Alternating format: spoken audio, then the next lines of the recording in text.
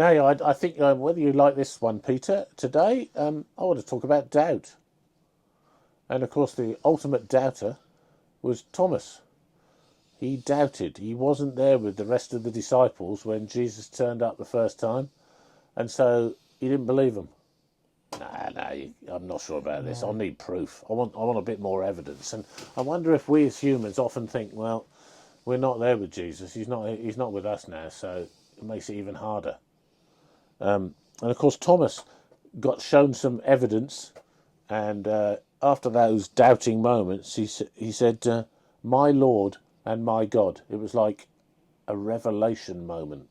Like, hang on a minute, they have told me, and I didn't believe it, but maybe this is true. And then Jesus' response to that is a really interesting one. He says, I've got it written down here, "Blessed are those who have not seen me and yet have believed." So us who haven't seen him, because Ascension Day was a long time back, and we're having to go with this other point we made last time, is that if you wait, you'll receive the Holy Spirit. We'll get God in us, living with us, that we can sense. But Jesus actually says, "Blessed are you if you haven't seen me and yet have believed." So it's written. This whole bit is written that we might believe. So what do you think of that?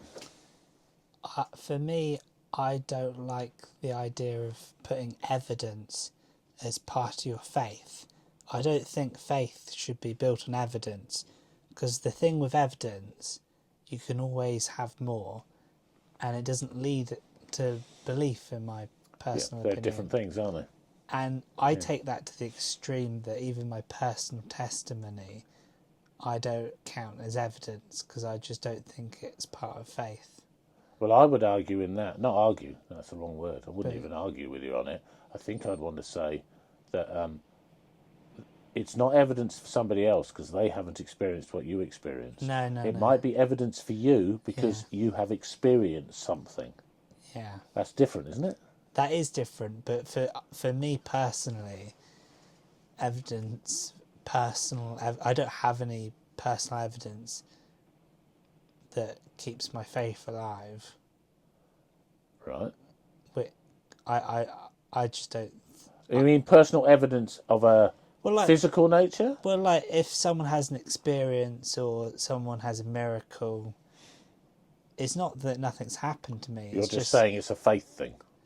It's just I don't like looking at evidence personally for my own faith, because I don't think they're the same thing. But that's just me being weird. No, I think I agree with you on that. I think there's a difference in a way. Is it the same point to say science is a different study or topic than religion? Yeah, but for me, if I was a disciple and I saw someone raised from the dead, that wouldn't be enough to have faith in God. So you wouldn't have reacted like the disciples did here?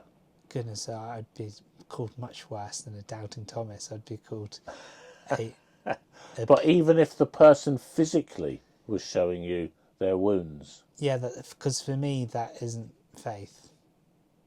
No, but in this case, they were being shown something which we are not being shown. Yeah. So it was slightly different, wasn't it? Yeah, I'm a bit biased because we live in the post world. In the time after that, yes. Yeah. But interesting. Yeah. Interesting stuff. Okay, one more bit to go. We'll come back to. Go on then, Peter. Thank you.